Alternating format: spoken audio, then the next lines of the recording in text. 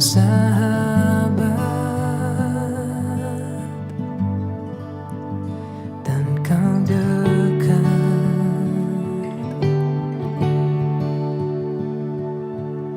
bahkan seluruh pengabdianku tak bisa membalas kesetiaanmu. Sungguh mulia dan berharga, sungguh besar pengorbananmu bagiku, terlalu dalam untuk dimengerti, sungguh besar, sungguh indah yang kau pikirkan tentangku, tak terselami bagiku, sungguh indah. Shalom saudaraku yang dikasihi oleh Tuhan, apa kabar?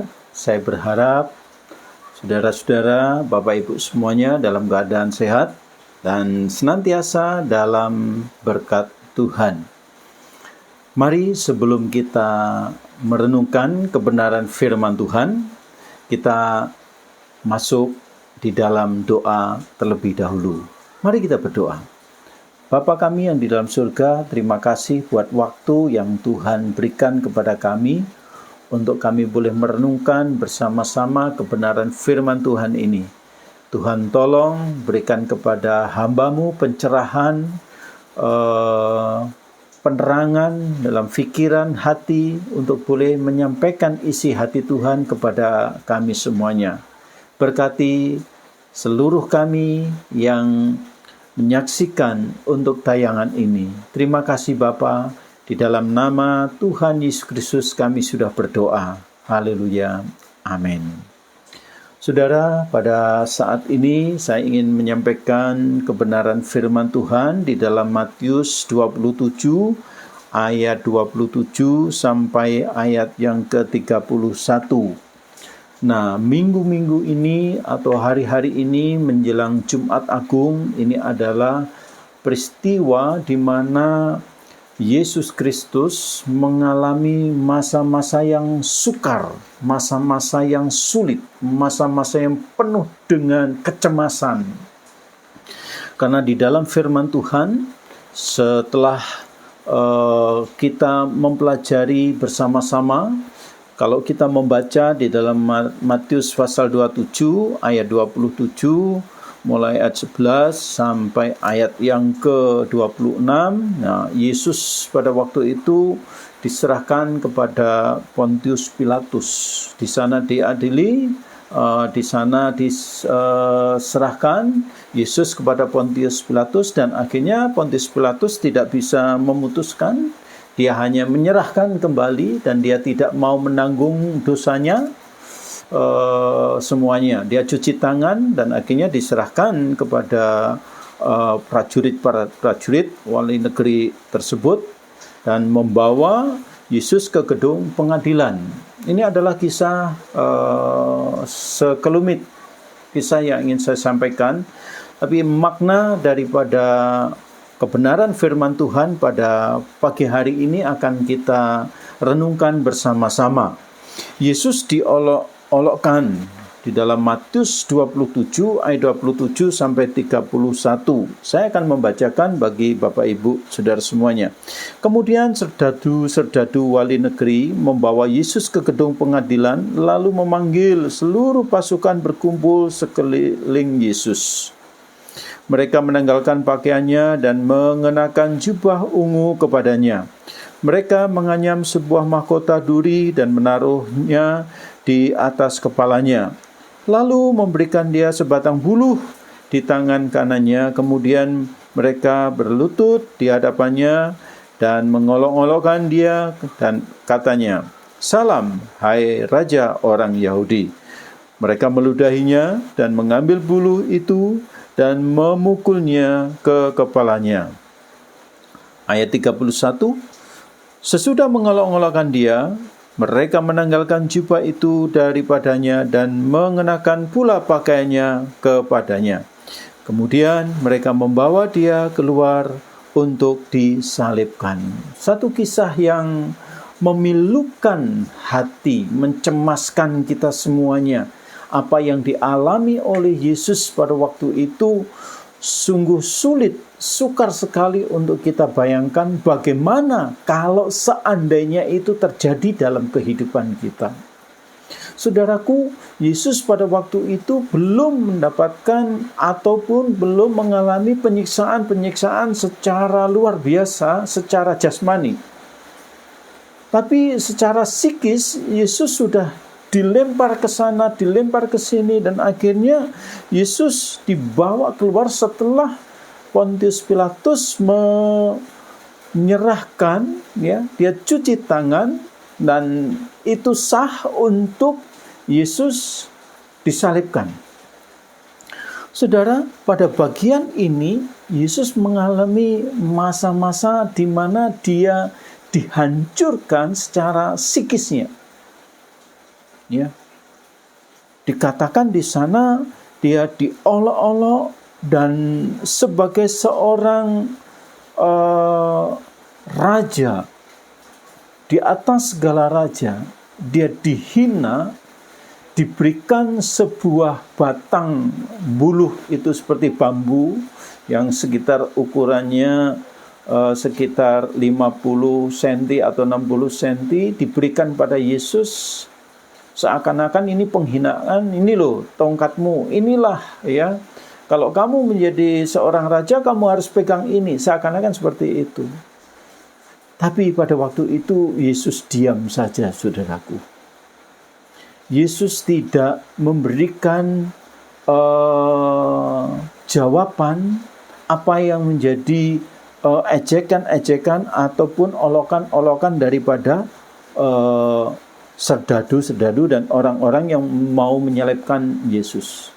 Saudaraku, psikologis dimainkan di sana oleh orang-orang atau serdadu-serdadu pada waktu itu, tentara-tentara pada waktu itu. Untuk apa? Menjatuhkan mental, menjatuhkan psikisnya. Tapi apa yang terjadi? Yesus memiliki kekuatan yang luar biasa. Sebagai manusia, Yesus memiliki kekuatan yang luar biasa. Karena di sana ada keilahian Allah yang masuk, yang ada, tinggal di dalam kehidupannya. Keilahian dan sekaligus kemanusiaan Yesus menyatu menjadi satu. Dan Yesus 100% Allah dan 100% manusia. Dia mengalami masa-masa di mana masa-masa itu dia rasakan sebagai manusia. Dan seharusnya itu yang harus kita alami, saudaraku. Itu yang harus kita lakukan. Itu yang harus kita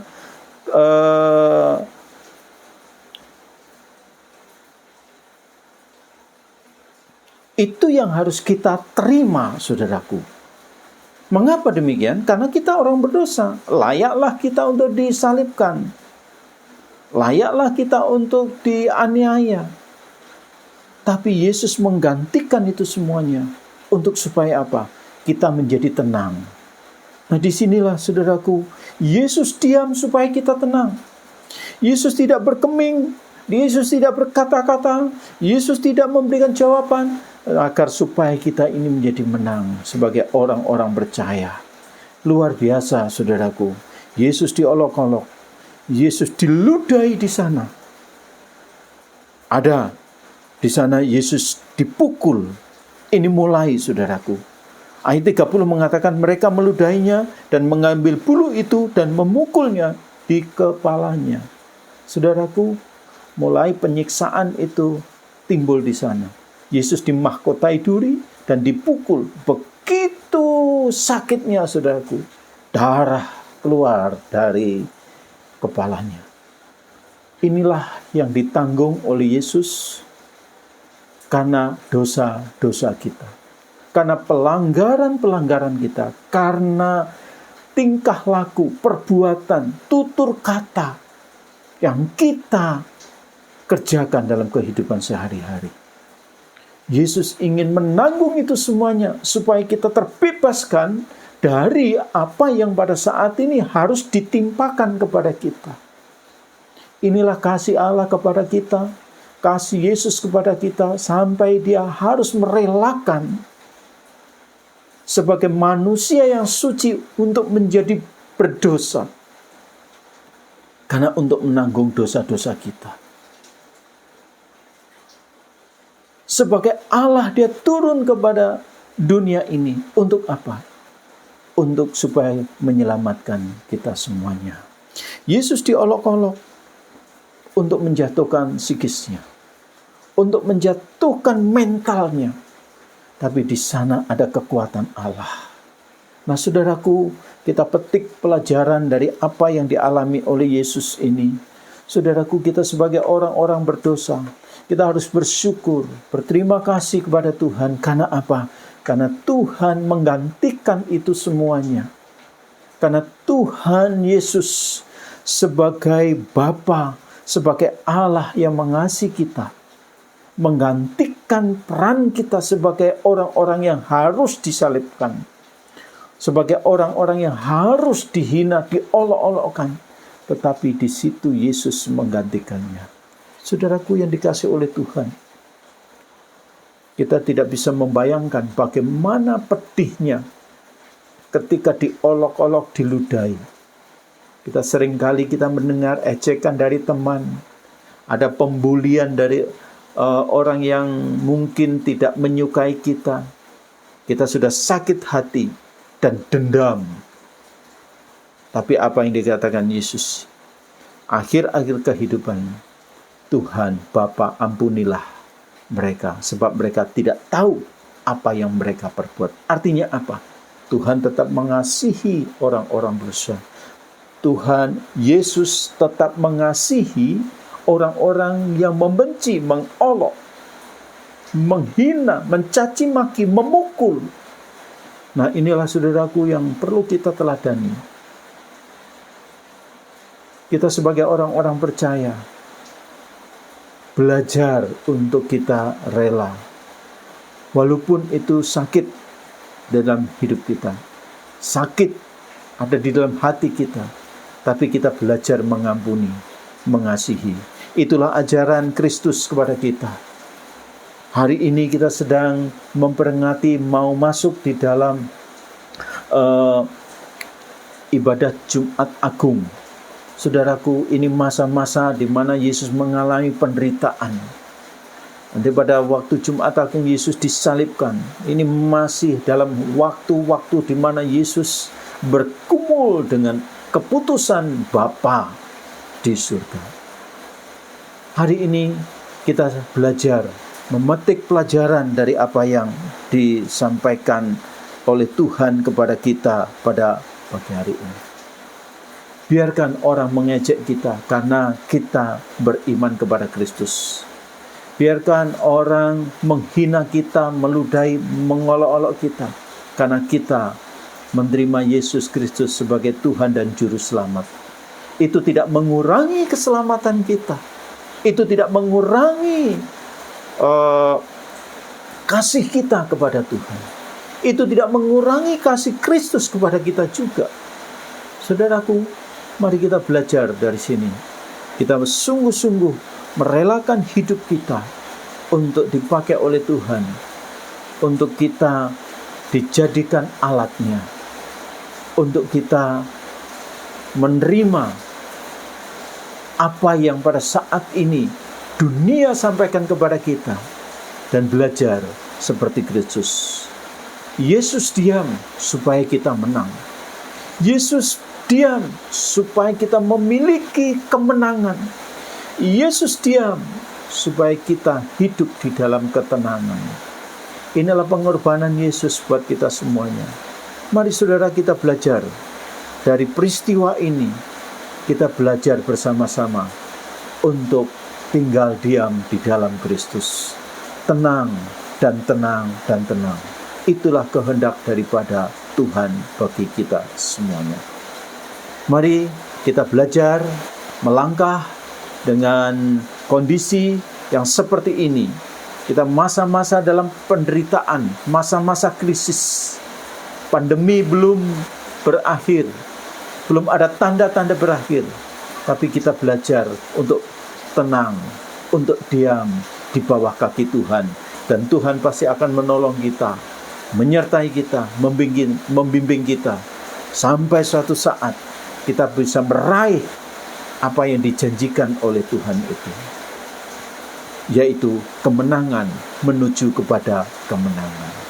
Kiranya Tuhan Yesus memberkati kita semuanya, mempersiapkan kita untuk kita berkumpul bersama, berdoa bersama, bersyukur bersama, karena pengorbanan Kristus buat kita bukan pengorbanan yang biasa, tetapi pengorbanan yang sungguh luar biasa untuk kita semuanya, yang tidak dapat dinilai dengan apa yang ada di dalam dunia ini, karena kemuliaan Tuhan yang nyata di dalam kehidupan kita. Jadi Tuhan ini memberkati kita semuanya dan menolong kita semuanya. Mari kita persiapkan hati kita untuk memperingati kematian dan merayakan kebangkitan Tuhan kita Yesus Kristus. Tuhan memberkati kita semuanya. Amin. Mari kita masuk di dalam doa. Bapa di dalam surga, terima kasih buat pagi hari ini Kau berbicara kepada kami. Kami tahu Tuhan Yesus, Engkau diam supaya kami menang. Terima kasih Bapa, tolonglah kami supaya kami semakin kuat di dalam Engkau. Walaupun kami harus menerima kritik, walaupun kami harus menerima ejekan, hinaan, caci maki daripada orang-orang yang belum mengenal Tuhan. Walaupun pada saat ini kami sedang menghadapi krisis dalam bidang ekonomi dan juga pekerjaan dan semua lini dalam kehidupan di negara kami, Tuhan tolong kami ya Bapa, mampukan untuk kami bertahan. Terima kasih Bapa, terima kasih. Kami berseru kepada Engkau dan biar berkat kasih karunia Tuhan mengalir dalam kehidupan kami. Dalam nama Tuhan Yesus Kristus kami berdoa dan mengucap syukur. Haleluya. Amin.